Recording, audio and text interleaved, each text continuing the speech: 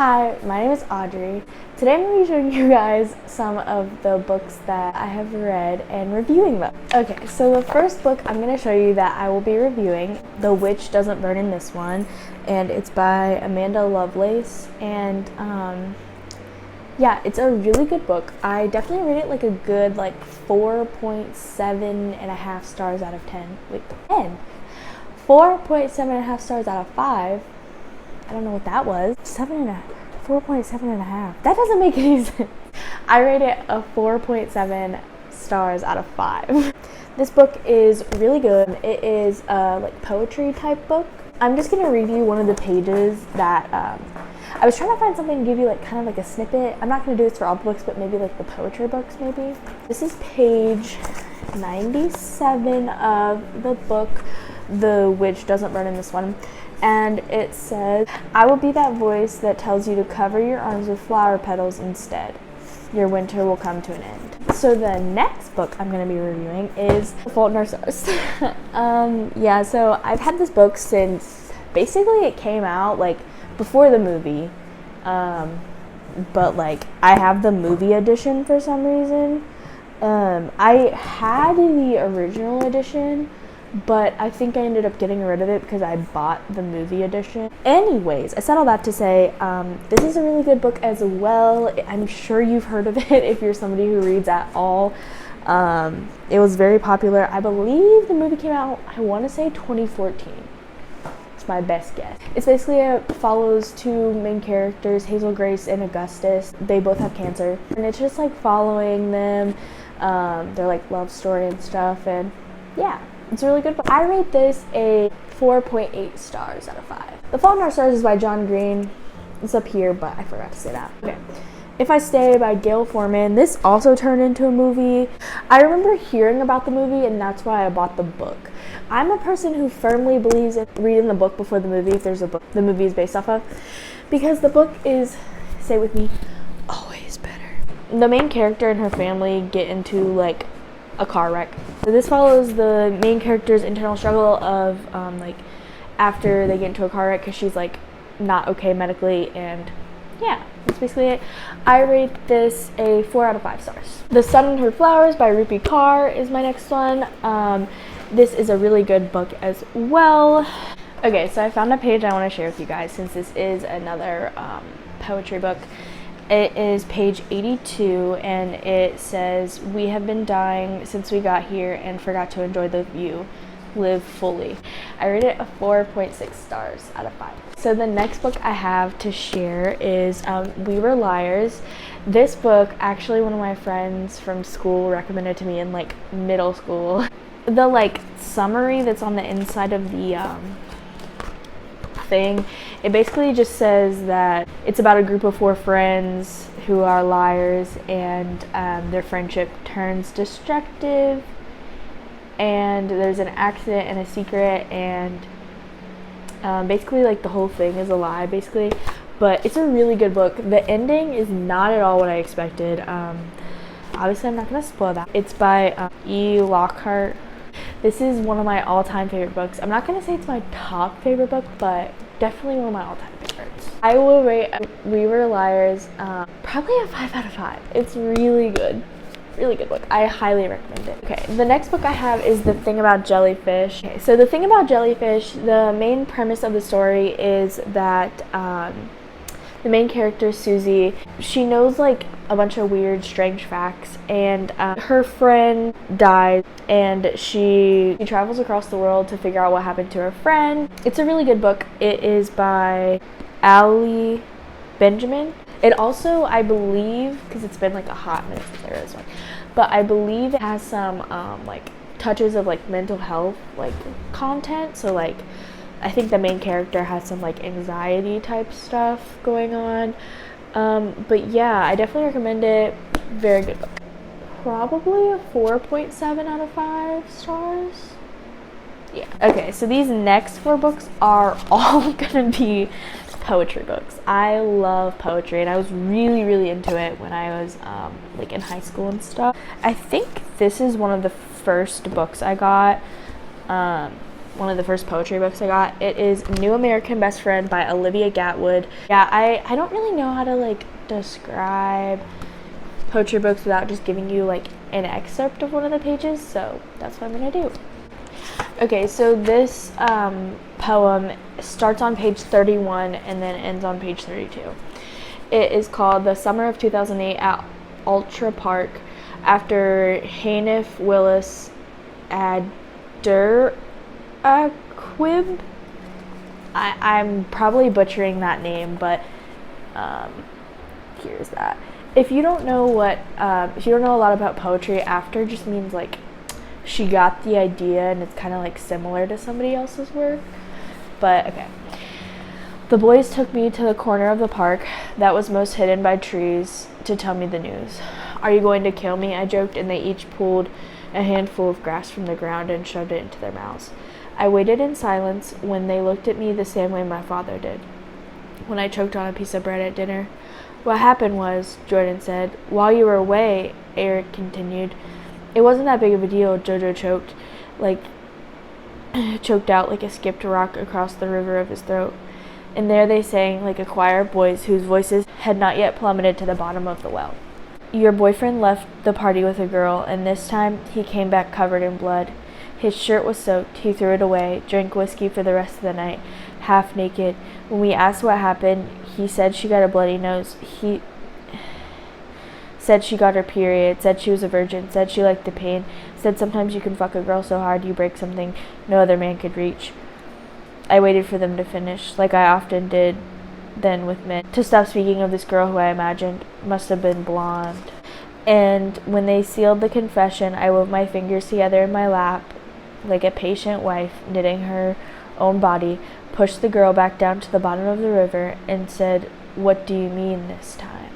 The next book is The Future by Neil Hilborn. This is a really great poetry book. I feel like I would rate it like 4.5 stars out of 5. Neil Hilborn is my like probably all-time favorite poet. I actually have a poem of his, or it's like an excerpt from one of his poems on my rib cage. Okay, I found one I'd like to share with you guys. It is page 58 of The Future, and it is called As Much Wind as Possible. So because of the chemical imbalance, I don't really experience joy. There's no bright morning in a bright summer. What strong river or arm of wind, the moments when they do arrive on their slow boats, fall apart as soon as the light touches them. Always it's in a car. Always the windows down. Always the music too loud. It's never apparent that none of us can sing. The way cotton candy falls to its knees at the suggestion of rain is the only thing I've found to describe remembering after you've just been happy. All the things that make you less alive. This is the stone at the bottom of the hill. This is the sapling, and then later the chainsaw. I have no reason to be here again. Windows down, ears beginning to ring. There's nowhere to go, and I'll be damned if I ever get there. This is If My Body Could Speak by Blythe Baird. I would rate this a 4.7 stars out of 5. And she is probably also another one of my top favorites, poets or authors. Yeah, so let me find a page to read to you guys. Okay, the excerpt from this book is on page 32, and the poem's called Fossilizing Trauma. Not everything is a poem, Blythe, my mother scoffs. I laugh because I am certain everything is a poem if you catch it in the right light, like a crystal, but sometimes writing feels like I am turning the ugly history of my body into stone. I freeze violent memories into cement statues in these poems so they can no longer hurt me. They can only stare at me, which isn't as bad, I guess. Okay, so the next book I'm reviewing is called Reasons to Stay Alive by Matt Haig. Sorry if I'm butchering that. But basically this book is about the author's struggle with like mental health issues like depression, anxiety. He finds himself having some suicidal thoughts. He considers acting on them. So that's basically the premise of this book, and it's like it really is like a survival guide. Like, he tells you what he went through and how he got through it and what his advice is to get through it too. And I read this at a really difficult point in my life, and I think it helped. So I give this a 6 out of 5 stars. The next book is called The Degenerates. This book is my top 5 books, like top 5 books I've ever read, and I used to read a lot as a kid. It is a historical fiction book, which I do not read a whole lot of historical fiction, I will say that. I usually read regular fiction or dystopian fiction. Yeah, I don't read a whole lot of like historical fiction. It's about the time in history institutions were like very, very popular, and a lot of people got institutionalized for stupid shit. Basically, these people on the front are the main characters, and it just follows the main character. It follows her through getting institutionalized and like trying to get out and different stuff like that. And it's very interesting. It's very eye-opening. As somebody who studies psychology and has been studying, like, I studied social work before and I'm studying psychology, it's pretty much the same thing. I got a really good insight in this. Obviously it's still fiction, but like the author took some of the like real life things and ingrained it in there. So I learned a lot from this book. It's by J. Albert Mann. Again, it doesn't have a first name, so sorry. But yeah, it's a very good book. I definitely recommend it. The treatment of the children in this book, because it's like a children's institution, children's psychiatric unit. I don't know what to call it. Basically, there was just a lot of like crazy shit going down. They were treated horrifically. So yeah, I feel like I still think about this book like at least once or twice a week ever since I've read it. Probably gonna read it again soon. But yeah, I read this book probably like a 5 out of 5 for sure. The next one we have Turtles All the Way Down by John Green. I'm actually in the middle of rereading this right now. If you can see, I'm using the cover to mark my page. Yeah, I'm in the middle of rereading this right now. This is a very, very good book. It's another great book by John Green. And it follows a main character who suffers from what I believe is, or she states it's like anxiety and OCD like issues, behaviors. The main character is trying to figure out why this billionaire got murdered, because she could win a lot of money for it. And again, that's not a spoiler. They tell you within like the first page or two, like very soon after, and it's in the cover. So I feel like if you don't have mental illness, or even if you do, it gives you good insight on like how other people are perceiving you in that moment, like how other people are like experiencing it from the outside. Because as somebody who suffers from mental health issues, I've never obviously experienced it from the outside without any like personal experience with it, so I feel like that's good. Anywho, this is a very great book. I rate it 4 stars out of 5. Okay, so the next books I have are a series. So it's the Divergent Series, and it's a trilogy, but then this 4th book is here. I don't know what it's called, if there's technically 4 books, but like there's 4 books in the series. Technically these 3 tell the story: Divergent, Insurgent, and Allegiant, and then 4 is the story from his perspective, the character's perspective. But yeah, I love this trilogy. You can kind of tell where they're like a little bit worn. I was obsessed with the Divergent series. It was the first series that ever really got me into reading. I always liked to read, but I was never one of those people like, I love reading, I could read every day all the time. And then I got on the Divergent series and I was hooked, and like I read this series so many times. I love this series. Overall, I would rate it like a bajillion stars out of 5. Yeah, I love this series. It's, yeah, favorite of all time series. But yeah, that's those 4. And the Divergent series, they're all by Veronica Roth. she's a really great author. I have another book by her that's in my to be read that I have not read yet. Anywho, so Everything by Nicola Yoon. I heard about the movie and then I purchased the book because I wanted to read it prior to watching it. And I believe that I did, unless I didn't know about the book. The only time I watch the movie before the book or series or whatever is if I don't know that like one exists. So then I'm like, oh, okay, like I'll do it now. I don't know if you've ever heard of somebody like having to live in a bubble, but basically the main character of this book, she can't leave her house, she can't do anything. She's like allergic to air, the sun, water. She's like allergic to everything, and she can get really sick really easy and like die really easy. I absolutely love this book. It is one of my top 5 favorites probably. I feel like I've said that a lot, but it really is. My next book that I will be reviewing is Looking for Alaska by John Green. I love this book. There's like 2 main characters, but the one who like narrates the story, his name is Miles, but they call him Pudge. He becomes friends with the other main character, Alaska, at the boarding school that he goes to, and they just get into some trouble together, and he like has a huge crush on Alaska. This is my all-time favorite book. Like, if you ever ask me what my favorite book is, Looking for Alaska. So I rate it like 60 billion stars out of 5. It's my number 1 favorite book.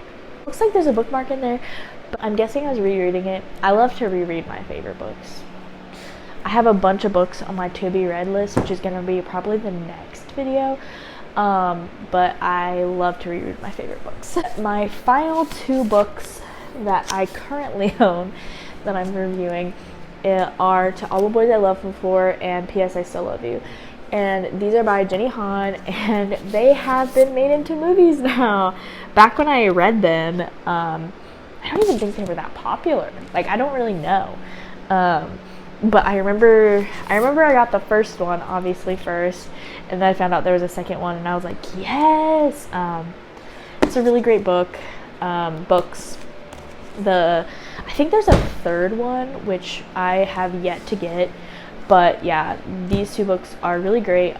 They follow the main character, Laura Jean. Apparently I'm rereading this too. That's so funny. I'm on page 18 of this. They follow the main character, Laura Jean, which this, again, it's not a spoiler or anything. It happens like within like the first like 20 pages. Laura Jean keeps love letters in a hat box, and they get inadvertently sent out to all the people that she wrote those love letters to, because for some reason she put addresses on them. I just have questions about that. I have a lot of questions about that. But yeah, and that's like the main like what kicks off the story, and it's really good. Yeah, those are all the books I have for you guys. I obviously, so I used to have a lot more books in my collection, like books I had read and like books in general, but with moving, we semi-recently moved. It's been about 9 months ago we moved back to where we're from, and because of that, like, we couldn't take everything. Unfortunately, we just didn't have the room or the space, so I sold a lot of my books. I used to have the hugest collection. Like, I had a whole bookshelf and everything. I miss my collection. But alas, yeah, this is all the books I have that I have read, and then the next video will be all the books I have that I am either in the middle of reading or are to be read. Thank you so much for watching. Remember to like, comment, subscribe, hit that bell to be notified every single time I upload, and I'll see you guys next time. Bye!